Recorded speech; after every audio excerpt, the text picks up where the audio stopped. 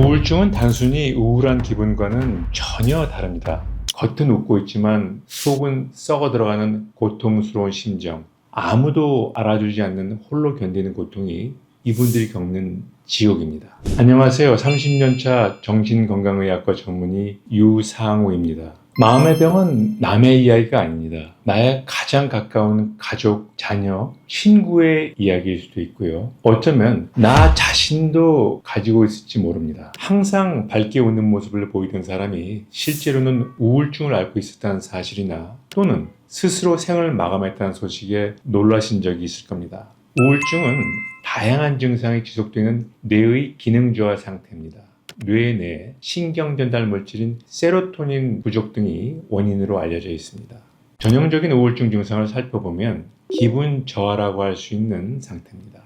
또한 의욕 저하, 예전에 즐겼던 일을 더 이상 즐기지 못하거나 아무것도 하고 싶지 않아지는 경우도 있습니다.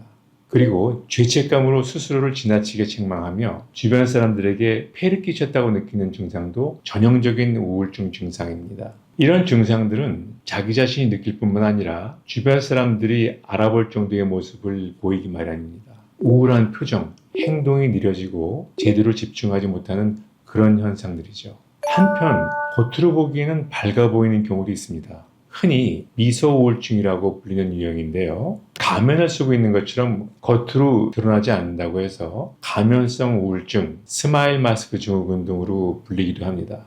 특히 상당한 수준의 감정 노동을 해야 되는 서비스업 종사자들에게 흔합니다. 항상 밝은 모습을 보여야 되는 연예인, 세일즈맨, 성과 경쟁이 내몰린 직장인들 또한 겪기 쉬운 문제입니다. 내적으로는 우울증 증상을 겸하고 있지만 사람들 앞에서는 밝게 행동해야 하는 유형의 우울증입니다.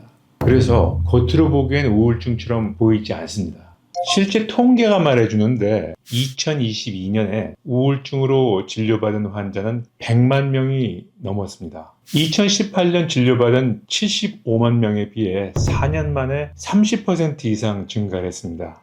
이 통계에서 주목해야 할 것은 두 가지인데, 첫 번째는 전 연령대에서 우울증으로 가장 치료를 많이 받은 연령대가 20대고 그 다음이 30대라는 점입니다. 2030 세대에서 우울증 발병률이 이렇게 높다는 것은 심각한 문제가 아닐 수 없습니다. 미국을 비롯한 서구 국가들 통계를 종합해보면 높은 연령대에서 우울증 발병률이 더 높기 때문입니다. 두 번째는 이 통계는 병원에 내원한 사람들만의 통계라는 겁니다. 실제로 우울증 환자 숫자가 아니라는 의미죠. 우울증에 걸려도 상당수가 병원에 내원하지 않고 치료를 받지 않는다는 점에서 실제로는 통계보다 훨씬 더 많은 사람들이 우울증을 앓고 있다고 생각할 수 있습니다. 혹시 내가 우울증이 아닌가 의심이 된다면 그것을 확인해 보는 방법은 어렵지 않습니다. 제가 앞서 설명드린 몇 가지 생활 패턴에 해당이 된다면 우울증일 가능성이 상당히 높습니다.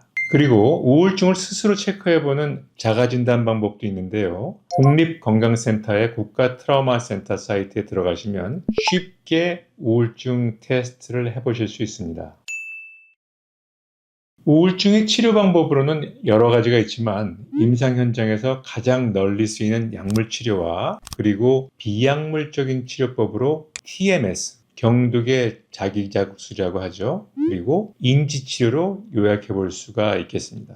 약물 치료의 경우 세로토닌, 노르에피네프린, 도파민 같은 뇌신경계 신경전달 물질의 균형을 다시 찾아주는 항우울제가 사용됩니다. 이러한 항우울제는 세간의 잘못된 믿음과 달리 의존성이 발생하지 않고 장기간 사용해도 비교적 안전한 약물이기 때문에 혹시 약에 대한 두려움을 갖고 계시다면 그것은 내려놓으셔도 좋을 것 같습니다. 약물 치료가 뇌에 작용하는 화학적 치료라고 한다면 TMS는 뇌신경계에 시행하는 물리치료에 해당됩니다. 자기장을 이용한 치료법으로 외래를 통한 통원 치료가 가능하고 임산부와 같이 약을 전혀 쓸 수 없는 경우에도 안전하게 시행할 수 있는 치료법입니다.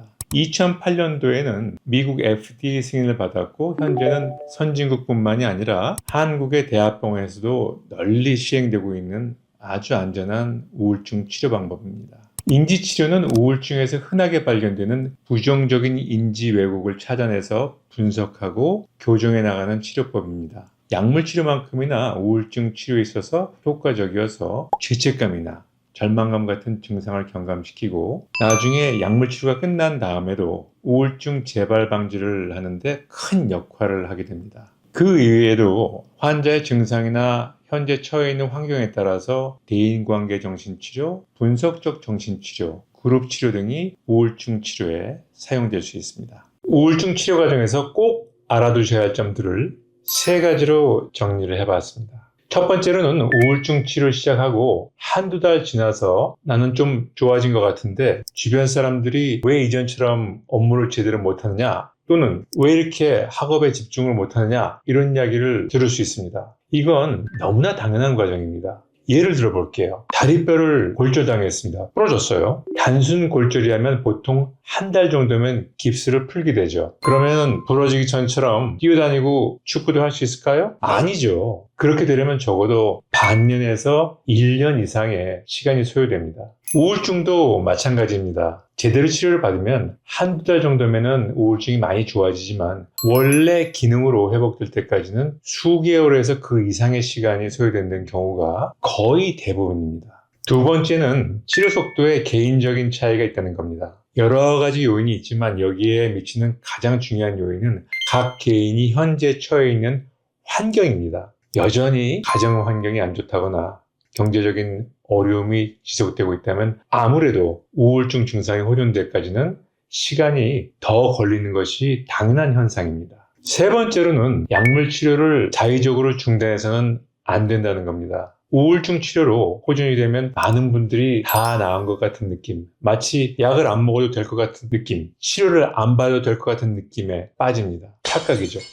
우울증은 첫 발병이냐 재발이냐에 따라서 다르지만 첫 발병일 경우 호전된 이후로 최소 12개월 이상의 유지 치료 기간을 필요로 하는 질환입니다. 반드시 주치의와 상의하에 약물 치료 유지 기간과 감량 과정을 진행하시는 게 필요합니다.